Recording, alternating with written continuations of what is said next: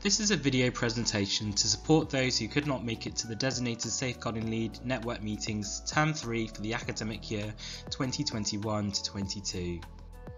The video is also to support Safeguarding Leads to cascade local and national updates around safeguarding for other members of their senior leadership teams.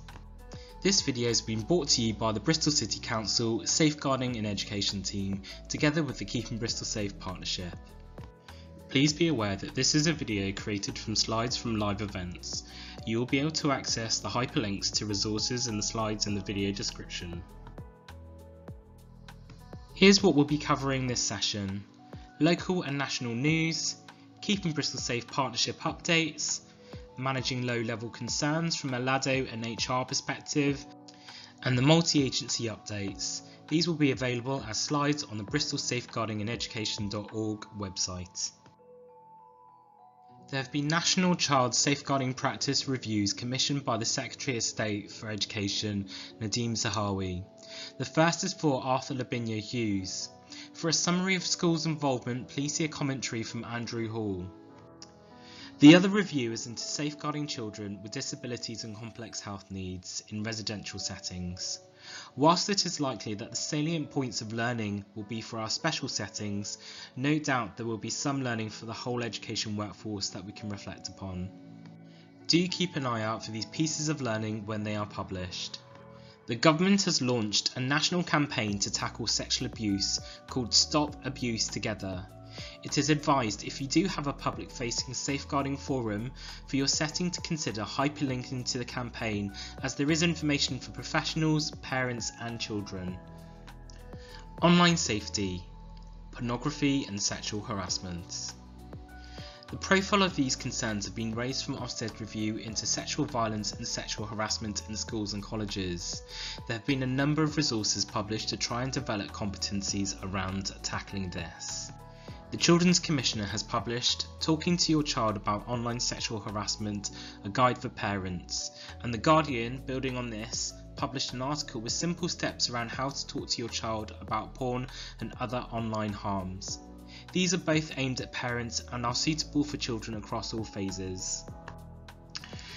And to share with staff, the NSPCC has more recently published a podcast on understanding technology-assisted harmful sexual behaviour. There are other podcasts available on related topics. The South West Grid for Learning has recently launched a harmful sexual behaviour support service for the children's workforce.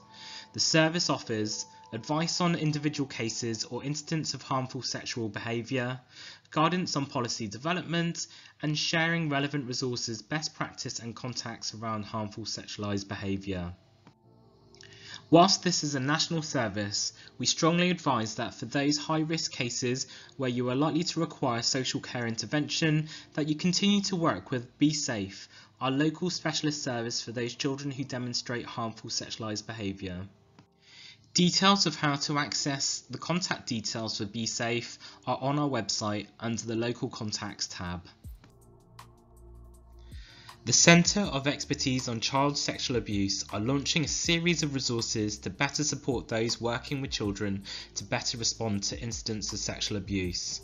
The first resource is Signs and Indicators, a template for identifying and responding to concerns of child sexual abuse. We will continue to share further resources once they become available. Here is a video introducing the tool.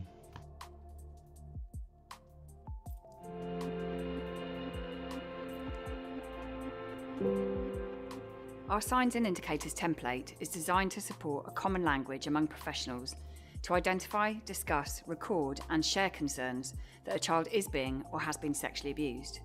To intervene to protect children who may be being sexually abused, we need to build a picture of concerns. Not just the signs and indicators a child may be showing, but also the potential indicators of sexually abusive behaviour in those who may be abusing them. Additionally, some factors within the child's family or environment may increase opportunities for abuse to occur, and therefore also need to be considered. As professionals, it is our job to be alert to wider signs and indicators that something isn't right for a child, and explore all possibilities of what might be happening to them. We know there are many challenges to uncovering child sexual abuse. It simply isn't likely that a child will feel able to tell us directly what is happening. The responsibility is on us to gather signs and indicators of possible abuse, build a picture of our concerns and the child's experience, and work out what to do about them. In our Signs and Indicators of Child Sexual Abuse template, you can record and make notes of the signs and indicators of concern. As you work through each section, you'll quickly be able to build a picture of your concerns, all in one document. Remember, a child who is being sexually abused may show no signs at all that they are being abused, or they may show many. Of course, the signs they do show could also be indicative of something else that is happening in their lives. Please remember, child sexual abuse can feel difficult and complex, but by all working together, we can tackle this. Do download the template and see how it could help in your role.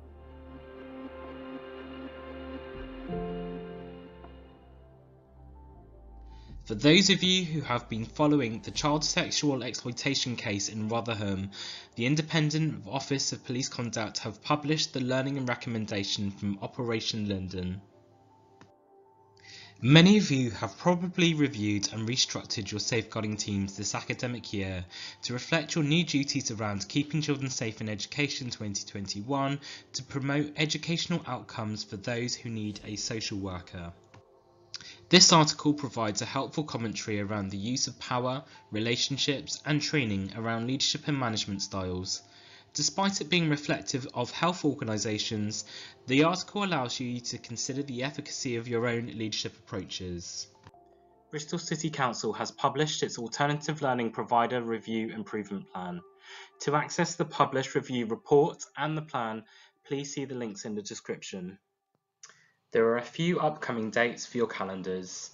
On the 6th of February, it's International Day of Zero Tolerance for Female Genital Mutilation. Please review for any new teaching staff who have yet to complete awareness training in FGM. This is to ensure compliance with their mandatory reporting duty. For those who haven't, there is a free online awareness training from the Home Office. If you haven't refreshed your own FGM training since your original training back in 2016, then it is recommended that you do so, as there have been many developments in relation to practice. There is a regional training FGM course hosted by Somerset but delivered by Bristol on the 23rd of February and on the 25th of May. Children's Mental Health Week is between the 7th and 13th of February this year. If you click on the website, there have been many resources added and ideas that you can take forward. However, it is likely that you may already have materials that you have used and that can be revisited to remind learners and parents. Safer Internet Day is on the 8th of February this year. The theme is All Fun and Games, Exploring Respect and Relationships Online. There are many free materials you can access on the website, such as advice and guidance for children, young people and their families, a social media pack to cascade information to your community, and educational resources, films and posters. To mark Children's Mental Health Week, colleagues from Unique Voice are providing free CPD on how you can use creativity in social emotional learning. Sessions are virtual, and the links will take you to Eventbrite where you can sign up to one of the workshops. These are on Wednesday the 9th of February and Thursday the 10th of February. These sessions are for any staff working with primary age children, either whole classes, intervention groups or on a one-to-one basis. You do not need to be a mental health or an arts specialist. If you are a primary setting, Unique Voice would like to draw your attention to their mental health toolkit to support emotional regulation. Please contact alex@uniquevoice.org to access an introductory offer which ends on the 31st of March of this year. Updates from the Safeguarding in Education team. We continue to experience significant capacity issues.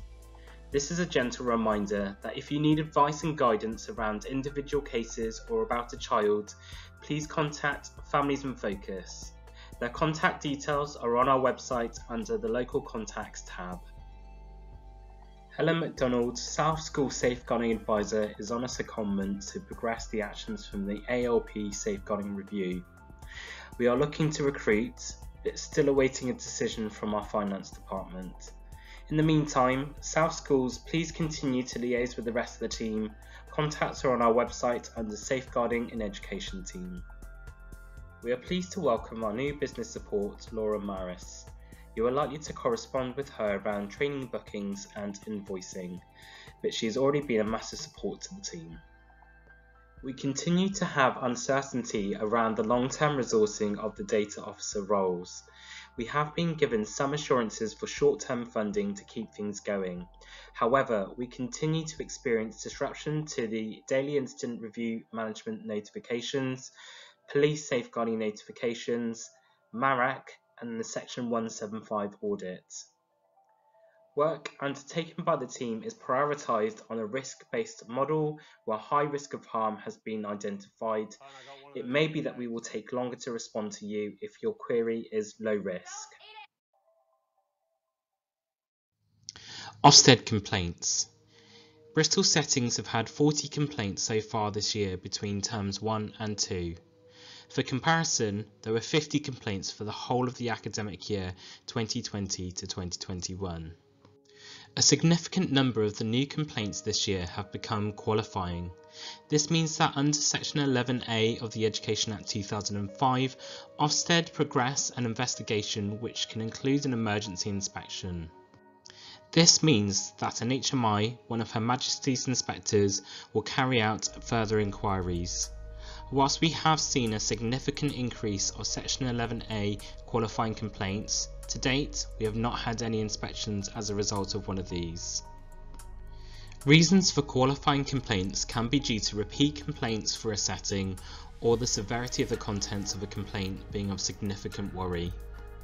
About 70 to 80% of the complaints received reflect a theme around peer-on-peer harm. This is often where there is a perception of inaction from the setting. Often, when investigated, concerns have been responded to appropriately and the settings have effective safeguarding processes and practice in place. However, this hasn't always been communicated to the complainants. Often, the complainants at times have been identified as having additional vulnerabilities, and you may have already dealt with concerns on a local level. To this end, we do not tend to focus on the validity of the complaint, but when we come and speak to you, we focus more around the effectiveness of your safeguarding processes and practices. The timing of the concerns raised to Ofsted may offer some insights as to how to potentially mitigate a disproportionate response. Complaints have been at times when schools are not available, evenings, weekends, and at the end of term or during the holidays. There is a risk that unhappy parents are exposed to an echo chamber of their concerns at home with little constructive outlet other than to escalate. We ask that colleagues consider the accessibility of their local procedures and to utilise their technological developments such as apps to ensure that parents feel that they can be heard and dealt with in terms of their concerns within a timely way. This may assist them feeling that their concerns can be acknowledged and dealt with proportionately. If your setting has been subject to a complaint, this can be scary and anxiety-provoking. We want to share our local processes with you now to ensure that you are mentally prepared and hopefully allay your fears. Colleagues who have experienced this have found this to be helpful and a supportive process. Ofsted will share concerns with the local authority to exercise their duties to safeguard learners or take action if there are professionals who may present a risk to children and if there are deficits in safeguarding practice which will require the local authority to exercise our duties under Section 175 of the Education Act 2002 to ensure that settings within the local authority jurisdiction have effective safeguarding arrangements to promote the safety and welfare of learners. Concerns come through to our Safeguarding and Education team directly, but it can also go through our Children's Social Care Services front door or the LADO for them to exercise their statutory duties first.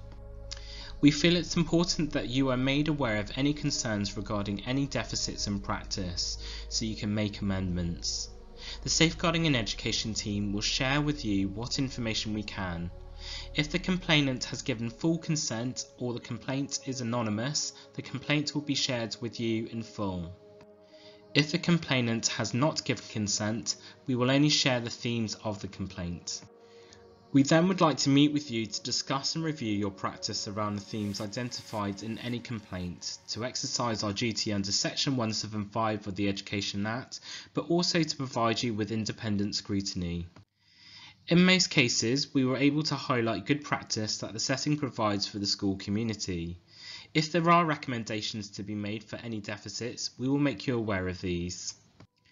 In partnership, the Safeguarding and Education team and yourselves will compile a response back to Ofsted to reflect the review of practice and offer a judgment on whether safeguarding arrangements are effective or not.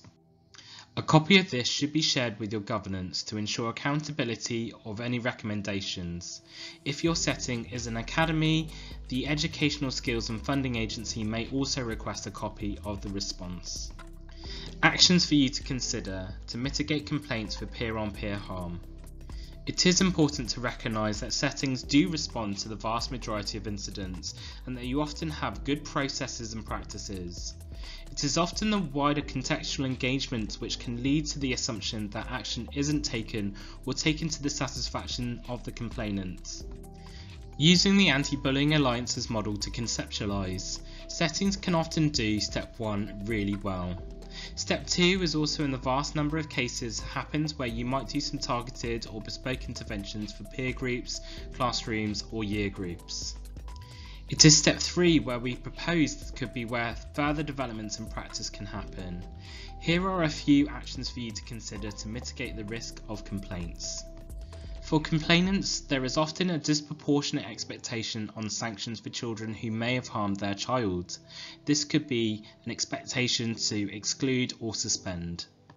Often the setting has taken sensitive, trauma-informed actions to safeguard all children involved, one that is proportionate and ensures that reasonable adjustments are made. Becky Wainwright from Lansdowne Park Learn at Matt has shared a presentation she does in assemblies to highlight why some children are treated differently. Some of you may already have something in place, but if you don't, please consider using these materials. Equally, a parent-friendly version could be developed with your stance on making reasonable adjustments for your cohort of students. Many of you already have people-friendly anti-bullying policies. It may be good to adjust these to reflect wider peer-on-peer approaches and revisit this with both learners and their parents following an incident which is likely to be subject to speculation and gossip. It is also a good idea to remind your settings community after an event to respect confidentiality and the ways that they can contact you if they have a worry. This could be proportionately allowing those who may have wanted to raise a concern to be prompted to raise this on a local basis. Some of you may have already completed the Altogether programme from the Anti-Bullying Alliance. If so, highlight your work and ensure that you show off your badges and awards. If you haven't done this, the Anti-Bullying Alliance has a new programme with a different funding arrangement called United Against Bullying. This is a very similar programme and is free to those who require it. It is a robust way to audit and develop your settings practice. It is likely to require staff resource, which is precious currently during the pandemic. It may be a good project for those who need to develop their work experience and CPD as part of a member's staff career progression. You're joking. Not another one? Keeping Children Safe in Education, the 2022 consultation. I don't know about you, but I'm only just getting my head around this year's iteration in practice. It does go to show though how quickly practice in safeguarding does develop. The DfE has an open consultation which closes on the 8th of March 2022. Please follow the hyperlink to access this. Here are a few of the headliners for key changes and considerations. Just be aware, don't change your practice quite yet, it's not going to take effect until September 2022. Despite saying this, I'm sure many of you already have developed your practice, and I feel in Bristol that we are already engaging in and compliant with much of these progressive expectations. Despite quoting Bristol Brenda's protests, I do welcome these proposals. The language around harmful sexualised behaviour has been highlighted, that the terms victim and perpetrator are used in drafting the guidance, that appropriate terminology will be for schools and colleges to determine in their day-to-day practice. For those who've been on safeguarding and education training will know our views that using the terms victims and perpetrators have a time and place. Remember to demonstrate empathy and imagine if it was your child who was labelled as such. There are ramifications such as judgments are made without investigation, the fact that it's reductionist, deterministic and overly simplistic in that it will sway how other professionals will focus on their behaviour rather than the need behind the behaviour. This can lead to risk aversion and a lack of trauma-informed practice. Colleagues should think carefully about their terminology, especially when speaking in front of children or parents. You should think about your recordings and your communications with other professionals. Non-statutory guidance, sexual violence and sexual harassment between children in schools and colleges will be merged with statutory guidance keeping children safe in education. This appears to make sense as the actions you must take in relation to an incident have been statutory in relation to the addition of Part 5 in keeping children safe in education since 2018. I agree with having one rather than two pieces of guidance to read and the importance of giving this a statutory status rather than just good practice. Again, if you've engaged with local processes and support, your practice may already be within this framework. Governors training. All governors and trustees should receive appropriate safeguarding and child protection training. Many of you have already done this, but many of you only focus on your efforts for the one colleague who has been allocated to take the lead on safeguarding. Remember, the duties under Part 2 are to the whole governing body, not just that one person. In Bristol, we have training that is bespoke for any governor around their duties in relation to keeping children safe in education and the local safeguarding partnership. And we hold safeguarding governors networks similar to this one to allow them to develop their knowledge further. If you want to access these, links are available under the training and network tabs on our website, bristolsafeguardingineducation.org. I like the next proposal. The DfE have put the Human Rights Act 1998 and the Equality Act 2010 into Part 2. Duties under these acts have always been present, but for those of you who have been on our DSL training, you know how passionate we are in promoting the links between anti-discriminatory and anti-oppressive practice and our safeguarding responsibilities. In a world where resource and capacity can be a significant burden, there are risks that practice can be system needs led rather than child and family focused. We need to be mindful of our professional power and privileges when we work for our most vulnerable and marginalised communities. In our eyes, it's really positive to make this explicit and ensure that we are mindful to our legal duties and links into our practice. The Domestic Abuse Act 2021 resonates with changes with additional mentions. Again, if colleagues are actively engaged with the work around the belonging strategy and the police safeguarding notification work in Bristol, you are already in a strong position. This just puts work on a statutory footing rather than just seen as a good practice model. Promoting educational outcomes for children who need a social worker. Whilst it is acknowledged in keeping children safe in education, your duties are to those who currently have a social worker or who have had a social worker. It is being mindful that you know other children and families who may be on the verge of requiring a statutory intervention who may also benefit from this work. Some of you may be making bids around early intervention bases to the local authority or the Department for Education. The following information may be helpful for your funding bids around resourcing early help work locally within your settings. Paying the Price is the new publication from the National Independent Review into our child protection system. The social cost of adverse outcomes for children who have needed a social worker is £23 billion a year. The average lifetime social cost of adverse outcomes per child who needs a social worker is estimated to be £720,000. For children looked after, this increases to £1.2 million per child. The next figures you may have seen before if you've been to any of our training. It gives you data from the Office of National Statistics for educational outcomes for children in need last year. Pay attention to those who are living in poverty and those with special educational needs. This may also help you consider how you spend and use your pupil premium. Finally, to assist you with documenting or evidencing your conversations when reviewing the educational outcomes for children who need a social worker, Liz McAndrew from Perry Court EAT Academy has shared a resource form she uses to capture and monitor progress or deterioration. She also uses these for children who have been previously looked after. Please click on the link to access this. Updates from the local safeguarding partnership, the Keeping Bristol Safe partnership. There is a new Bristol Child Exploitation Collaboration Project. This is an event launching and consulting on how Bristol evaluates and responds to and provides support for children and their families who have experienced exploitation. For more information, click on the links and the PowerPoint to watch a recording of the event.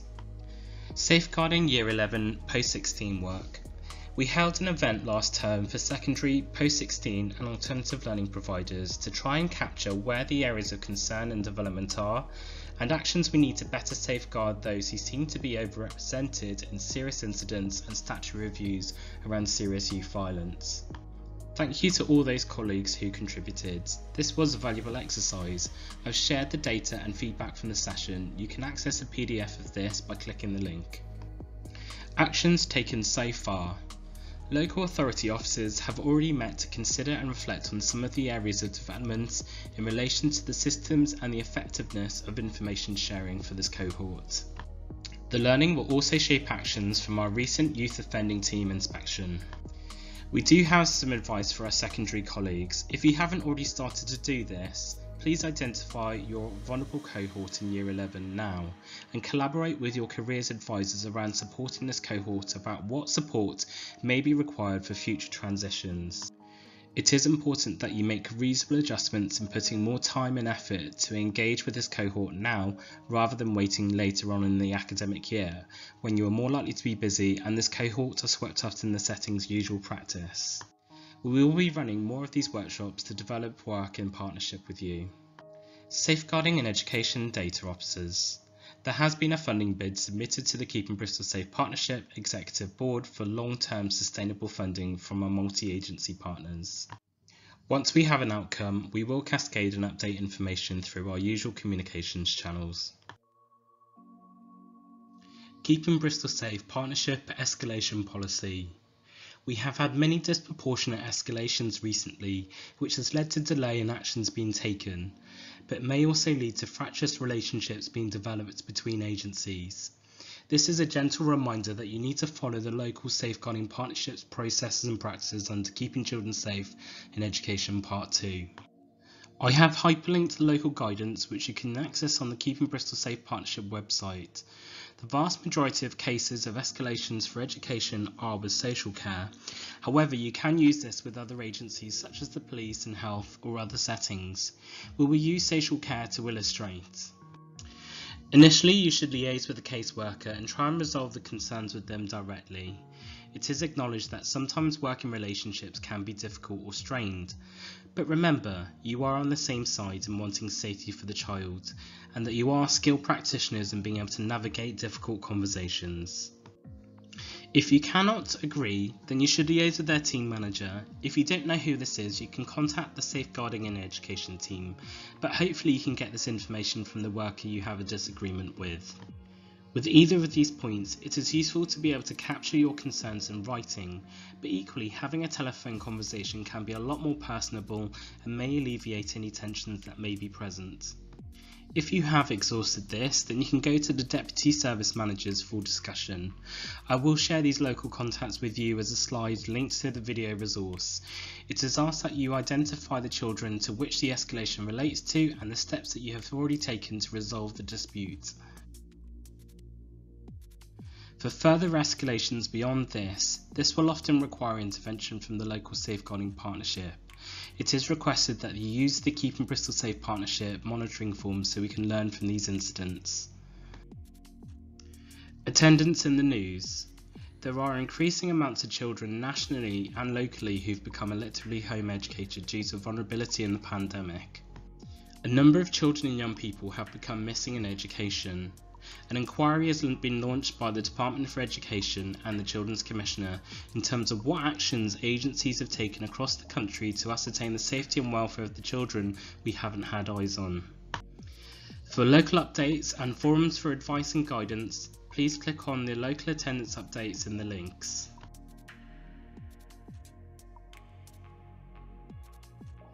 Whilst you are watching this as a video, we still value your thoughts and considerations to help us understand the pressures you may be facing on some of the topics.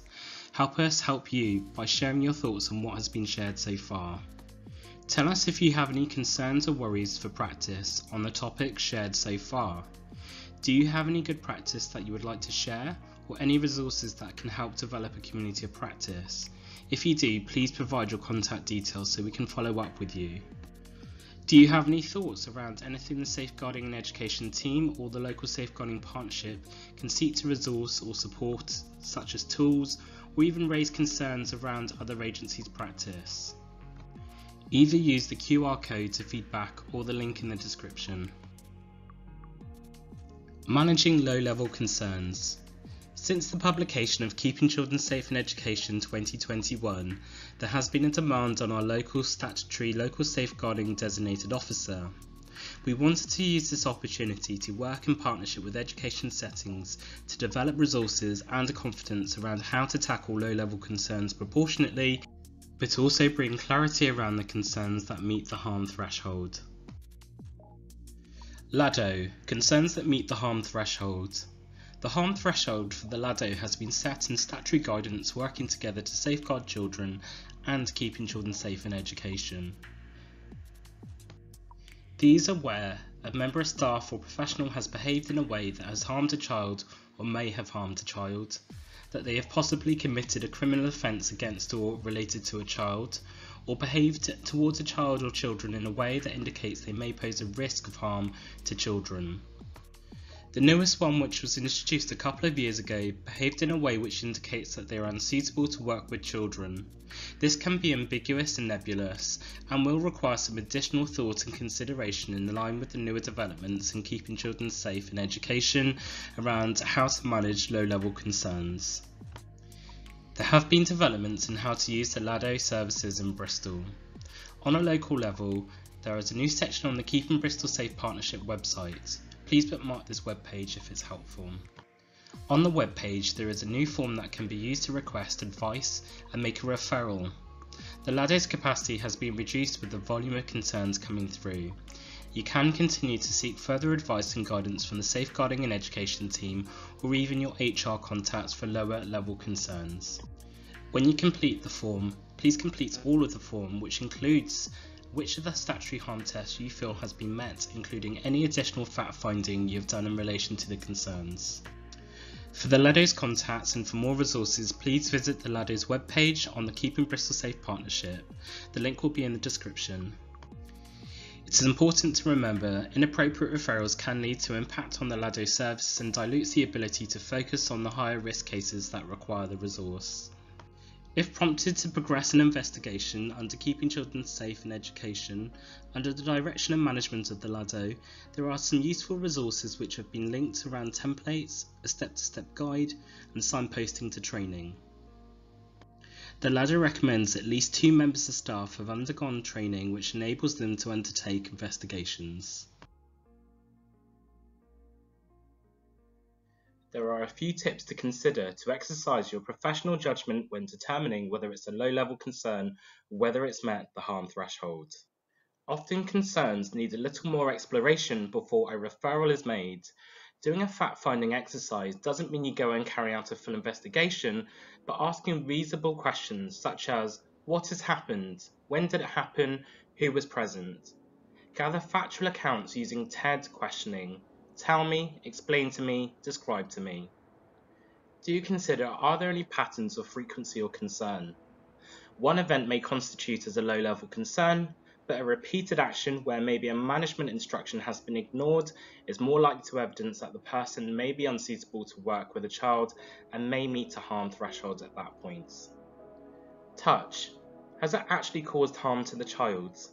There will be at times where accidents can happen, but if the child has not said that they were hurt or injured, it is unlikely to hit the harm threshold and can be dealt with as a low-level concern. Grooming type behaviours. Often you may need to consider whether there are concerns raised where a member of staff may single out a particular child, such as demonstrating ongoing preferential treatment. It is recognised that grooming behaviour in itself can be harmful. You should have cultures and measures in place to disrupt and limit this, such as your code of conduct or lone working policy.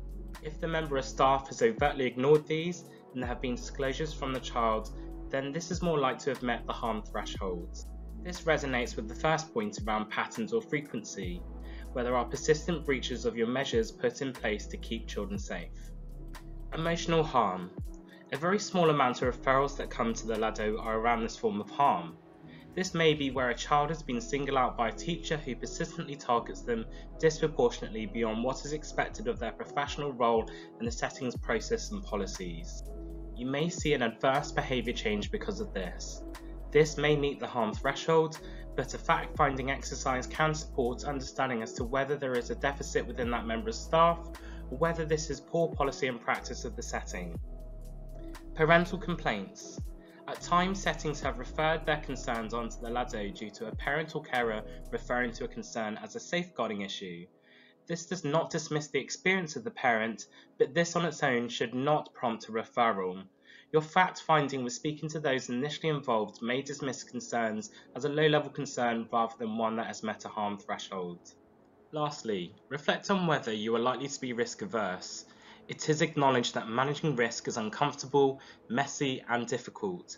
However, it is important for you to balance this against taking proportionate action, demonstrating due diligence, and having volition on defendable decision-making. There is a potential you could end up transferring risk rather than managing it directly. The duties around low-level concerns were introduced to keeping children safe in education in 2021. If it is likely that you will be progressing work under this part, it is important to distinguish activity between Part 4, Section 1, those that meet the harm test, and those in Part 4, Section 2, low-level concerns. For the rest of this section, we offer you proportionate actions you can consider to take to support defendable decision-making and managing low-level concerns as a conduct or a practice issue. The Fara & Co resource is a good read to consider more than just ticking boxes, but also to develop organisational culture, which is where you'll find the efficacy of the work around low-level concerns, process and policy. This is where the role of the designated safeguarding lead and leadership can be really effective in developing a culture of safer working practice. Do you think about where and how you record low-level concerns in light of the previous points? The use of chronologies can be helpful to establish patterns of risk. Do consider the wider culture of the setting. I have shared a resource, Learning Organisation, which is a good read created by Research and Practice with the University of Bedfordshire. The resource is full of exercises and quick wins that you can do to evaluate what you are doing, but also provide reflection and new ideas that you may not have considered. Responding to low-level concerns. This slide provides a visual depiction of steps that you can take to respond to concerns proportionately. This has been compiled by the Safeguarding and Education team, the LADO and the HR department at Bristol City Council. Step 1. Assess the nature of the concern using fact-finding. As soon as you hear about a concern, act upon it and get the reflection of what has happened. Establish the concern and allegation. For example, what has happened, when did it happen, who was present, gather the factual accounts using TED questioning, tell me, explain to me, describe to me. Step 2. Consider what to do next based on the outcome of your fact-finding. If in doubt, seek advice from your HR support, or if the harm threshold has been met, speak to the LADO. However, if the harm threshold has not been met, here are some clear steps around what you may want to do to take proportionate action. Take no formal action. Maybe the member of staff is going through a difficult time and you want to signpost them to support. Consider additional CPD and training for your workforce, particularly if you haven't covered learning for a long time or that you may not have even reflected on the practice at all before. Consider development of your processes and policies around safer working practice. Initiate a formal investigation. You should do this in line with your HR policies and procedures. This should be done with considerations of your duties as an employer. We have provided resources here for conducting investigations with respect to HR and safeguarding. Links will be in the description.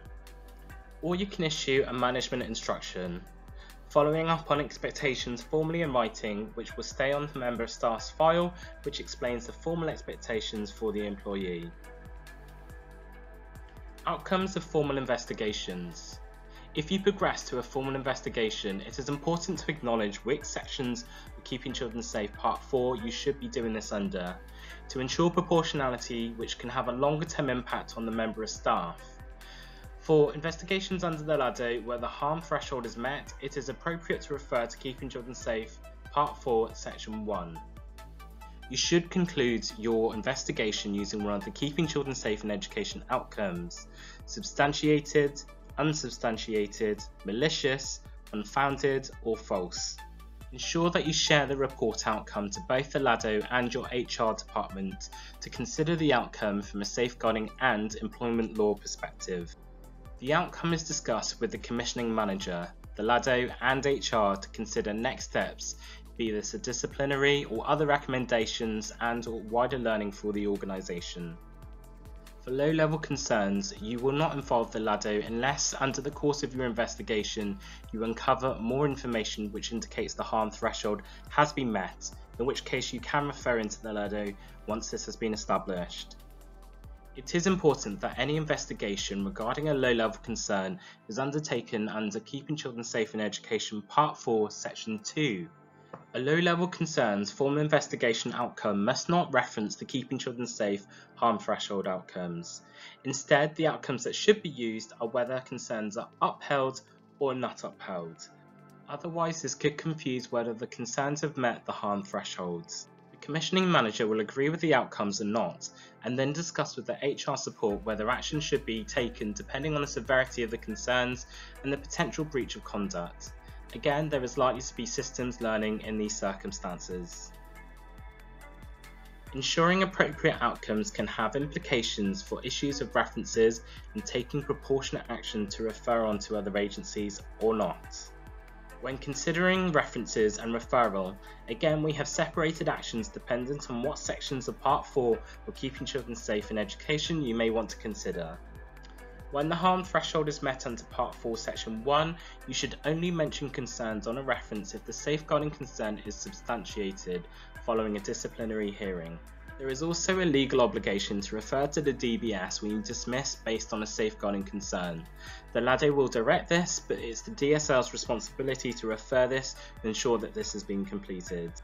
If the employee has undertaken teaching work, a referral should also be made to the Teaching Regulation Agency following dismissal. If an employee leaves and has been subject to a low-level concern, you do need to consider this under Part 4 and Section 2 of Keeping Children Safe in Education.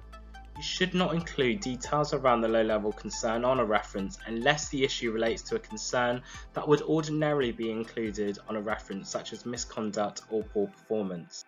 If in doubt, we advise you to seek HR support and advice around this. The Teaching Regulation Agency Guidance. Teacher Misconduct Information for Teachers is a useful document to consult when you're at the outcome or the reference referral stages. Help us help you again, or if you have any questions for the LADO. We aim to create a common concerns resource to develop a shared understanding for areas that you may want to progress. This resource will be compiled from your feedback by the LADO, the Council's HR department and the Safeguarding in Education team. Use the QR code or the link in the description.